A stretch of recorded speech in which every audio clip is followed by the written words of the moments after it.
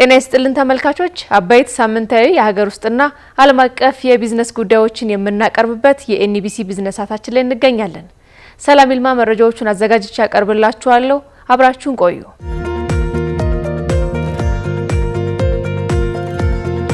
የኢትዮጵያና የአውሮፓ ህብረት ኢንቨስትመንት ፎረም በፈረንሳይ ፓሪስ በሳምንቱ ተካሂዷል። በፎረሙ ኢትዮጵያና የአውሮፓ ህብረት የንግድ ኢንቨስትመንትና የኢኮኖሚ ትብብራቸውን ለማጎልበት የሚያስችላቸውን ስምምነቶችም አድርገዋል። በኢትዮጵያና አውሮፓ ህብረት መካከል ያለው የኢኮኖሚ ትብብር ማጠናከርና አዳዲስ የኢንቨስትመንት እድሎችን መጠቀም ፎረሙ ያተኮረባቸው ዋና ጉዳዮች ነበሩ። የገንዘብ ሚኒስትር አህመድ ሺዴ በፎረሙ ላይ የኢትዮጵያን የማክሮ ኢኮኖሚ ሪፎርም ዝርዝር ተግባራትን አስረድተዋል። የግል ኢንቨስትመንትን መሳብና ኢትዮጵያ ከዓለም ኢኮኖሚ ጋር ያላትን ትስስር የበለጠ ለማጠናከር ሪፎርሙ ሚና እንዳለውም ተናግረዋል።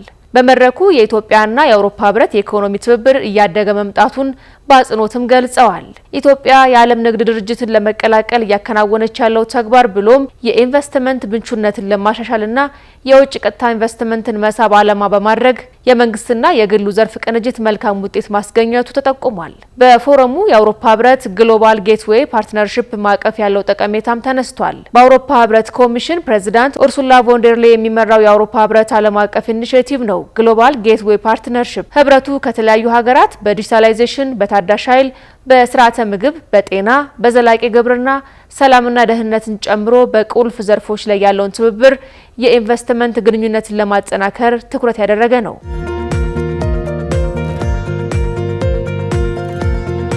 ኢትዮጵያና ፈረንሳይ የንግድ ግንኙነታቸውን በይበልጥ ለማስፋትና ለማጠናከር መስማማታቸው ተገልጿል። የገንዘብ ሚኒስትር አህመድ ሺዴ ከፈረንሳይ የውጭ ንግድና ኢኮኖሚ ሚኒስትር ተወካይ ኒኮላስ ፎርሲየር ጋር ፍሬያማ ውይይት አድርገዋል የተባለው በውይይታቸውም የሁለትዮሽ ኢኮኖሚ ትብብርን በይበልጥ ማሳደግና በኢትዮጵያ ተጨማሪ የፈረንሳይ ኢንቨስትመንትን ማበረታታት በሚያስችሉ ሁኔታዎች ላይ መምከራቸው ተጠቁሟል። ኢትዮጵያ በአውሮፓ ህብረት ግሎባል ጌትዌይ ፓርትነርሺፕ ኢኒሼቲቭ እድሎችን በመጠቀም ሁሉን አቀፍ እድገትና ልማትን ለማረጋገጥ በቁርጠኝነት እንደምትሰራም የገንዘብ ሚኒስትር አህመድ ሺዴ ተናግረዋል። የገንዘብ ሚኒስትሩ ኢትዮጵያ ግሎባል ጌትዌይን በመጠቀም ሁሉን አቀፍ እድገት ኢንዱስትሪን ለማሳደግና ለአየር ንብረት ለውጥ የማይበገር ልማትን ለመገንባት ያላትን ቁርጠኝነትንም ገልጸዋል። ለአዲስ ዘመን ከዘመን በቋሚነት የሚሰጥ የላቀ ደንበኞች አገልግሎትና ውጤታማነት ልህቀትን በሚገልጽበት በዚህ ዓለም የባንክ ምርጫው ሁሉንም ነገር ይናገራል። የውጭ ምንዛሪ ማስተላለፍ በተመለከተ እምነት በጣም አስፈላጊ ነገር ነው። የእርስዎ ምርጫ የሚያከብረውና የሚያስቀድመውን ዘመናዊ የባንክ አጋር መምረጥ በጥራት ማመንን ያሳያል። አሁን ደግሞ ዘመን ባንክን ለመምረጥ ሌላ ተጨማሪ ምክንያት አለ። የተጨማሪ 6% ጉርሻ። የሚልኩትን ገንዘብ ማድረስ ወይም የሚላክሎትን ገንዘብ መቀበል ብቻ በቂ አይደለም። በላቀ ደንበኞች አገልግሎት ሲሆን የአክብሮት መገለጫም ነው። ትዊንስ፣ ዌስተርን ዩኒየን፣ ዳሃብሽል፣ ካሽጎንና ያያን ከመሳሰሉ አስተማማኝ ከሆኑ ዓለም አቀፍ የገንዘብ አስተላላፊዎች ጋር አብረን ስለምንሰራ ከውጭ ሀገራት የሚላክሎትን ገንዘብ በላቀ አገልግሎት ከእጆ ይገባል። ዘመን ባንክ እርስዎ ክቡር ደንበኛችን የሚሰጡንን እምነት ዋጋ የሚሰጥ ባንክ ነው። ከነሐሴ 20 እስከ መስከረም 30 ቀን 2018 ዓ.ም ድረስ በዓለም አቀፍ የገንዘብ አስተላላፊ ድርጅቶች ከየትኛውም የዓለም ክፍል የውጭ ምንዛሪ ሲቀበሉ ተጨማሪ የ6% ጉርሻ ይቀበላሉ። ዘመን ባንክ የላቀ አገልግሎት ማዕከል።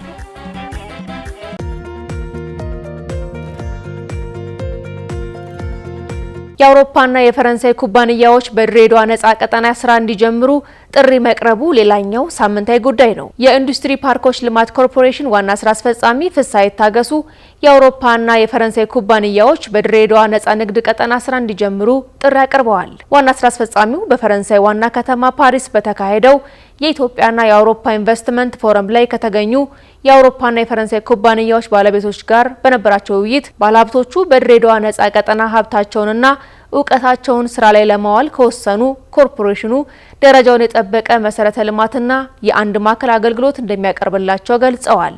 በፎረሙ ኢትዮጵያ በትራንስፖርት በሎጂስቲክና መሰረተ ልማት ዘርፍ ያላትን የኢንቨስትመንት አማራጮችን ከማብራራታቸው በተጨማሪ በኢትዮጵያ እያደጉ የመጡ ሀገራዊ ስትራቴጂያዊ ኢንቨስትመንቶች እድገት ለመደገፍ የሚያስፈልጉ የትራንስፖርትና የሎጂስቲክስ ዘርፍ ለውጭ ቀጥተኛ ኢንቨስትመንት ክፍት መደረጋቸውን የኮርፖሬሽኑ መረጃ ይጠቁማል።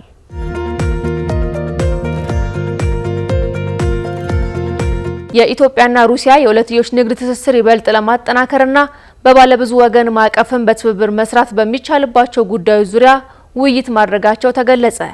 የንግድና ቀጠናዊ ትስስር ሚኒስትር ካሳሁን ጎፌ ከሩሲያ አቻቸው ማክሲም ሬሽኮቭ ጋር በሁለቱ ሀገራት ንግድና ኢኮኖሚ ትስስሮች ዙሪያ ፍሬያማ ውይይት ማድረጋቸውን ገልጸዋል።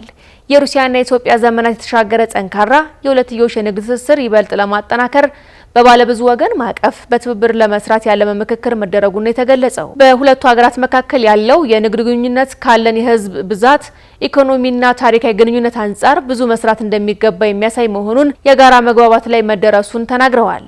በቀጣይ ጊዜያት የኢትዮጵያ ምርቶች በጥራትና በብዛት ወደ ሩሲያ ገበያ ለመላክ ያለን እምቅ አቅም አስረድተዋል። የሩሲያ ኩባንያዎችም በኢትዮ ንግድና አውቶሞቲቭ ዘርፍ በትብብር ለመስራት ፍላጎት እንዳላቸው ተጠቁሟል። የኢትዮጵያ የዓለም ንግድ ድርጅት አባልነትን በታለመው ጊዜ ለማሳካት የሩሲያ ፌዴሬሽን የሁለትዮሽ የገበያ ዕድል ድርድርን በቀጣይ ሳምንት ሞስኮ በሚካሄደው የጋራ ኮሚሽን ስብሰባ ላይ ለመፈጸም ቃል መግባታቸውን የንግድና ቀጣናዊ ትስስር ሚኒስቴር መረጃ ይጠቁማል። ለአዲስ ዘመን ከዘመን በቋሚነት የሚሰጥ የላቅ የደንበኞች አገልግሎትና ውጤታማነት ልህቀትን በሚገልጽበት በዚህ ዓለም የባንክ ምርጫው ሁሉንም ነገር ይናገራል። የውጭ ምንዛሪ ማስተላለፍ በተመለከተ እምነት በጣም አስፈላጊ ነገር ነው። የእርስዎ ምርጫ የሚያከብረውና የሚያስቀድመውን ዘመናዊ የባንክ አጋር መምረጥ በጥራት ማመንን ያሳያል። አሁን ደግሞ ዘመን ባንክን ለመምረጥ ሌላ ተጨማሪ ምክንያት አለ። የተጨማሪ 6% ጉርሻ። የሚልኩትን ገንዘብ ማድረስ ወይም የሚላክሎትን ገንዘብ መቀበል ብቻ በቂ አይደለም። በላቅ የደንበኞች አገልግሎት ሲሆን የአክብሮት መገለጫም ነው። ትዊንስ፣ ዌስተርን ዩኒየን፣ ዳሃብሽል፣ ካሽጎንና ያያን ከመሳሰሉ አስተማማኝ ከሆኑ ዓለም አቀፍ የገንዘብ አስተላላፊዎች ጋር አብረን ስለምንሰራ ከውጭ ሀገራት የሚላክሎትን ገንዘብ በላቅ አገልግሎት ከእጆ ይገባል። ዘመን ባንክ እርስዎ ክቡር ደንበኛችን የሚሰጡንን እምነት ዋጋ የሚሰጥ ባንክ ነው። ከነሐሴ 20 እስከ መስከረም 30 ቀን 2018 ዓ.ም ድረስ በዓለም አቀፍ የገንዘብ አስተላላፊ ድርጅቶች ከየትኛውም የዓለም ክፍል የውጭ ምንዛሪ ሲቀበሉ ተጨማሪ የ6% ጉርሻ ይቀበላሉ። ዘመን ባንክ የላቅ አገልግሎት ማዕከል።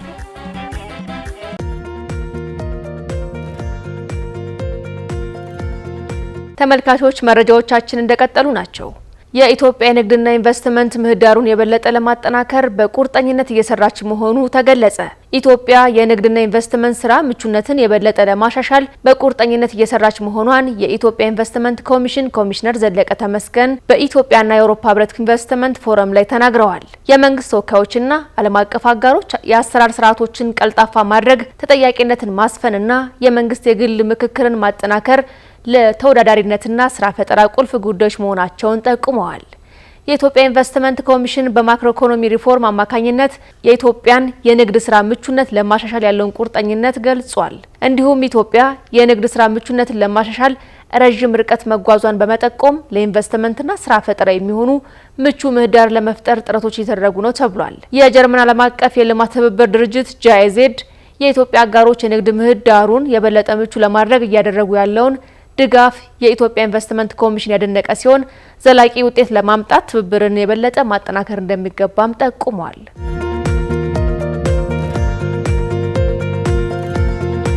ኢትዮጵያ የዓለም ንግድ ድርጅት የድርድር አባልነት አካል የሆነውን ሶስተኛውን የሁለትዮሽ የገበያ ድርድር ከቻይና ጋር በማጠናቀቅ በጄኔቫ ተፈራርማለች። ስምምነቱ በተባበሩት መንግስታትና ጄኔቫ በሚገኙ ሌሎች ዓለም አቀፍ ድርጅቶች የኢትዮጵያ አምባሳደርና ቋሚ ተወካይ አምባሳደር ጸጋብ ክበበውና በዓለም ንግድ ድርጅት የቻይና አምባሳደርና ቋሚ ተወካይ ሊዮንግጂ ተፈርሟል። ውጤታማ ውይይቶችና ቴክኒካል ድርድሮች ከተደረጉ በኋላ የተደረሰው የሀገሪቱ ስምምነት የኢኮኖሚ ትብብርን ለማጠናከር ፍትሐዊ፣ ሁሉን አቀፍና ሕጎችን መሰረት ያደረገ ዓለም አቀፍ የንግድ ስርዓትን ለማጠናከር ያላቸውን ቁርጠኝነት ያሳያል ተብሏል። የዓለም ንግድ ድርጅት የድርድር አባልነት ድርድር አካል የሆነው የሁለትዮሽ የገበያ ድርድሩ ኢትዮጵያ ቀደም ሲል ከቱርክና ከአርጀንቲና ጋር መፈራረሟ የሚታወስ ሲሆን በቀጣይ ከሌሎች ሀገራት ጋር ተመሳሳይ ድርድሮችን በማጠናቀቅ ለመፈራረም የሚያስችሉ ስራዎች እየተከናወኑ ይገኛሉ።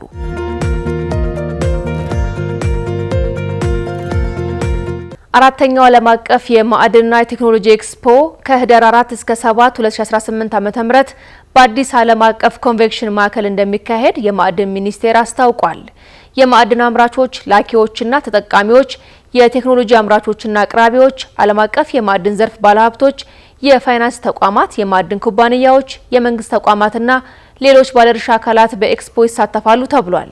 የኢትዮጵያን የማዕድን ዘርፍ እድሎች ማስተዋወቅና ኢንቨስትመንት መሳብ ዓላማ ያደረገው ኤክስፖ የዘርፉ ተሞክሮዎችና የኢንቨስትመንት አማራጮች የሚቀርቡበት የፓናል ውይይቶች እንደሚካሄዱበትም ይጠበቃል። ለአዲስ ዘመን ከዘመን በቋሚነት የሚሰጥ የላቀ ደንበኞች አገልግሎትና ውጤታማነት ልህቀትን በሚገልጽበት በዚህ ዓለም የባንክ ምርጫው ሁሉንም ነገር ይናገራል። የውጭ ምንዛሪ ማስተላለፍ በተመለከተ እምነት በጣም አስፈላጊ ነገር ነው። የእርስዎ ምርጫ የሚያከብረውና የሚያስቀድመውን ዘመናዊ የባንክ አጋር መምረጥ በጥራት ማመንን ያሳያል። አሁን ደግሞ ዘመን ባንክን ለመምረጥ ሌላ ተጨማሪ ምክንያት አለ። የተጨማሪ 6% ጉርሻ።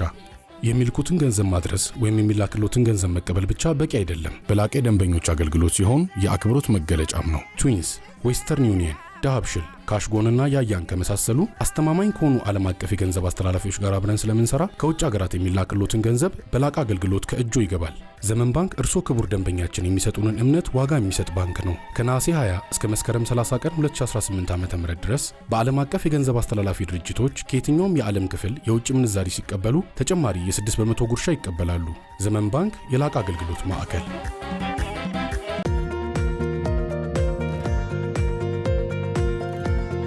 ተመልካቾች በሳምንቱ ወደ ተከናወኑ ዓለም አቀፍ የቢዝነስ መረጃዎች አልፈናል። ቻይና ከአፍሪካ ጋር ያላትን በጋራ ተጠቃሚነት መርህ የተመሰረተውን የልማት አጋርነት በኢንዱስትሪ ዘርፍም ማጠናከራ እንደምትቀጥል ተመላክቷል።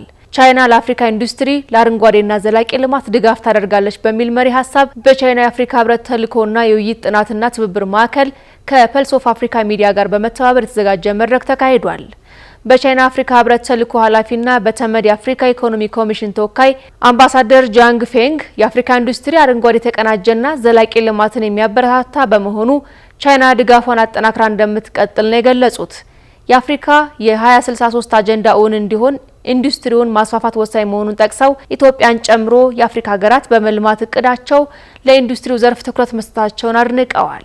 በአፍሪካ ህብረት ኮሚሽን የመሰረተ ልማትና ኤነርጂ ኮሚሽነር ሌራቶ ባደረጉት ንግግር አፍሪካ ምቅ የተፈጥሮ ሀብቷን በመጠቀም ልማቷን ለማረጋገጥ እየሰራች ስለመሆኑ ገልጸዋል። የሰው ኃይሉን በአግባቡ በመጠቀም የአፍሪካ ልማት እድገትን ማረጋገጥ ብሎም ኢንዱስትሪውን ማስፋፋት እንደሚገባ ነው የተናገሩት። ቻይና በአፍሪካ ዲጂታላይዜሽንና ኢንዱስትሪ ለማስፋፋት የሰው ኃይል ለማሰልጠን እያደረገች ያለውን ጥረትም አድንቀዋል።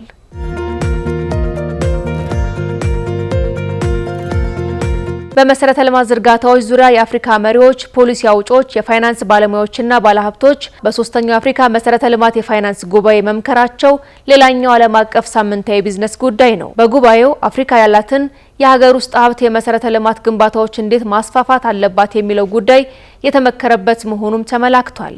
አፍሪካ የኤሌክትሪክ መስመሮችን፣ የኃይል ማመንጫዎችን፣ የጋዝ ማስተላለፊያ መስመሮችንና መንገዶችን በበቂና በፍጥነት ለመገንባት በየዓመቱ ከ100 እስከ 150 ቢሊዮን ዶላር እንደሚያስፈልጋትም ተገልጿል።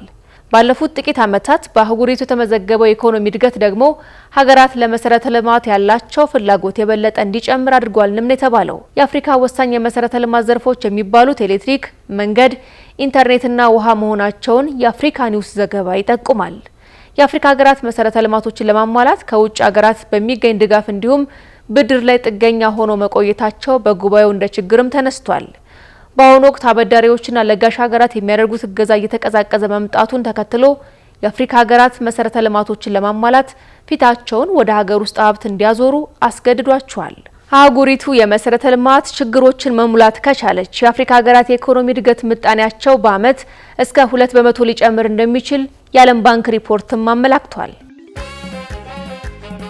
ለአዲስ ዘመን ከዘመን በቋሚነት የሚሰጥ የላቀ ደንበኞች አገልግሎትና ውጤታማነት ልህቀትን በሚገልጽበት በዚህ ዓለም የባንክ ምርጫው ሁሉንም ነገር ይናገራል። የውጭ ምንዛሪ ማስተላለፍ በተመለከተ እምነት በጣም አስፈላጊ ነገር ነው። የእርስዎ ምርጫ የሚያከብረውና የሚያስቀድመውን ዘመናዊ የባንክ አጋር መምረጥ በጥራት ማመንን ያሳያል። አሁን ደግሞ ዘመን ባንክን ለመምረጥ ሌላ ተጨማሪ ምክንያት አለ። የተጨማሪ 6% ጉርሻ።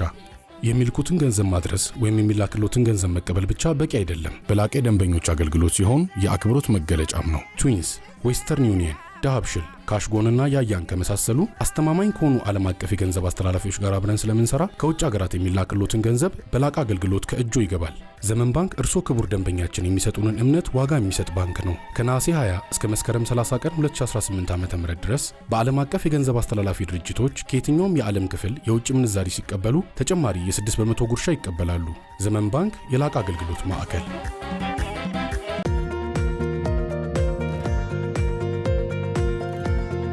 ተመልካቾቻችን ወደ መጨረሻው የቢዝነስ መረጃችን አለፍን። በአሜሪካ የመንግስት መዘጋትን ተከትሎ የሀገሪቱ የፌዴራል አቪዬሽን አስተዳደር በሀገሪቱ ከሚገኙና ከፍተኛ እንቅስቃሴ ካለባቸው 40 አውሮፕላን ማረፊያዎች የ10 በመቶ በረራ ቅነሳ ሊያደርግ መሆኑን አስታወቀ። የትራምፕ አስተዳደር በዩናይትድ ስቴትስ በሚገኙ 40 ከፍተኛ እንቅስቃሴ ያሉባቸው አየር መንገዶች ላይ 10 በመቶ በረራ ቅነሳ እንደሚያደርግ ካሳወቀበት ሰዓት ጀምሮ በረራ ያላቸው መንገደኞች በስጋት ውስጥ እንደሚገኙ የሮይተርስ ዘገባ ያሳያል። ውሳኔው በመንግስት መዘጋት ምክንያት የአየር ትራፊክ ተቆጣጣሪዎች ላይ የተፈጠረ ጫና ለማቃለል የሚያደርገውን ጥረት ለመደገፍ መሆኑም ተገልጿል። የአሜሪካ መንግስት እንደ አውሮፓውያኑ አቆጣጠር ኦክቶበር 1 መዘጋትን ተከትሎ ግዙፍ የሀገሪቱ አውሮፕላን ማረፊያዎች ተጓዦችን ማስተናገድ ተስኗቸው እንደነበረ ሲታወስ፣ ይህ የአሁኑ ውሳኔ ደግሞ ችግሩን ይበልጥ ሊያባብሰው እንደሚችል ስጋት ፈጥሯል። የፌዴራል አቪዬሽን አስተዳደር ከ44,000 በላይ በረራዎች የሚመራ ሲሆን ዛሬ የወሰነው የ10 በመቶ በረራ ቅነሳ በሀገር አቀፍ ደረጃ በሺዎች በሚቆጠሩ በረራዎች ላይ ተጽዕኖ ያሳድራልም ተብሏል። አስተዳደሩ እገዳው አስፈላጊ እስከሆነ ድረስ ይቆያል ብሏል። በዚህ ወቅትም በሪፐብሊካኖችና ዲሞክራቶች መካከል በተፈጠረው አለመግባባት በሀገሪቱ 1.4 ሚሊዮን የሚሆን የፌዴራል ሰራተኞች ክፍያ ያላገኙ ሲሆን የተወሰኑት ስራቸውን ለመልቀቅም ተገደዋል። ሌሎቹ ደግሞ ያለ ክፍያ እየሰሩ እንደሚገኝ መረጃዎች ይጠቁማሉ። የመንግስት መስሪያ ቤቶች መዘጋት በአየር መንገዶች ላይ የሚታይ ቀውስ ማምጣቱን የቀጠለ ሲሆን ለተፈጠረው የዲሞክራቶችና ሪፐብሊካኖች ልዩነት መፍትሄ ካልመጣ አደጋው ከዚህ በላይ ሊብስ እንደሚችልም እየተገለጸ ነው።